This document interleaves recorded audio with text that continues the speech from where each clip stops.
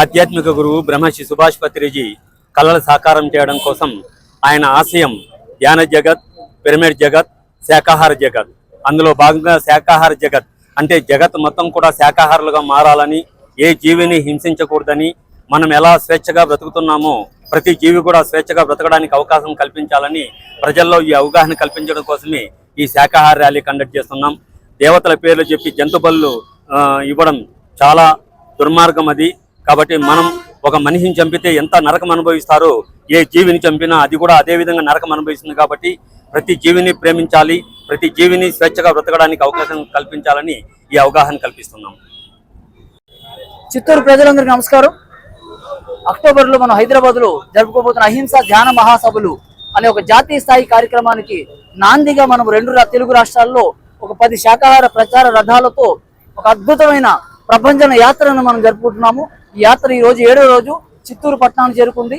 ఈ యాత్ర యొక్క ముఖ్య ఉద్దేశము ఏ మనిషి మాంసం తినకూడదు, ఏ జంతువు చంపబడకూడదు.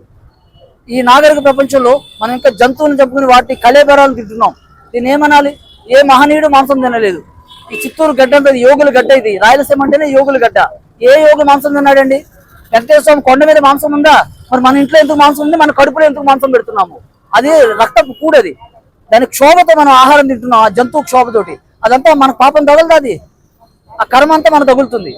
అందుకే మన ఎవరి ఇంట్లోనూ కూడా ఈ చిత్తూరులో ఏ ఇంట్లోనూ సంతోషం లేదు. అందరూ ఏడుస్తున్నారు. అందరూ ప్రతి ఊర్లోనూ ఏడుస్తున్నాం. అందరూ ప్రతి ఇంట్లోనూ ఏడుపు ఉంది. ఎందుకు ఏడుపు ఉంది?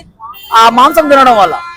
కాబట్టి మనం గత జన్మలో ఎన్నో వ్యధవ కర్మలు చేసాం, నీచమైన కర్మలు చేసాం. అవి తగ్గించుకోవడానికి కష్టంగా ఉంటే ఇప్పుడు మళ్ళీ మాంసం తింటే ఈ కర్మనంతా మళ్ళీ భవిష్యత్తులో అనుభవించాలి.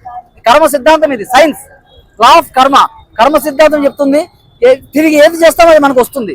కాబట్టి ఎవ్వరూ మాంసం తినకూడదు. ఏ మనిషి మాంసం తినకూడదు. ఏ హిందువు, ఏ క్రిస్టియను, ఏ ముస్లిము, ఏ బుద్ధిస్టు, ఏ జైను ఎవరు మాంసం తినకూడదు. ఏ కులస్తులు మాంసం తినకూడదు. బ్రాహ్మణులు తినకూడదా? మిగిలిన వాళ్ళు తినొచ్చా? ఎట్లా అని? బ్రాహ్మణుడు కడుపు వేరు, నీ కడుపు వేరునా? ఎవరు చెప్పారు ఇది మనకి? కనీసం అర్థం కాదా? బ్రాహ్మణులు ఏం మంచిని తాగొచ్చు, మీరు మురికిని తాగుతారా? ఇదేం లెక్క ఇది? ఎవ్వరూ మాంసం తినకూడదు. అందరికీ ఒకటే సత్యము, ధర్మం అందరికీ ఒక్కటే ఉంటుంది. ఎప్పుడు ఎవరికైనా ఒకటే ఉంటుంది.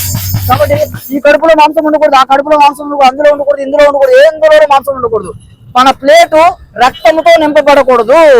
ఓకే, వేమని చెప్పారు, పక్షి జాతి బట్టి పరగహింసలు పెట్టి కుక్షి నిండా కూరుటకును వండి తినేవాడు వసుల చండాలుడు. విశ్వయాభిరామ వినరవేమని చెప్పారు.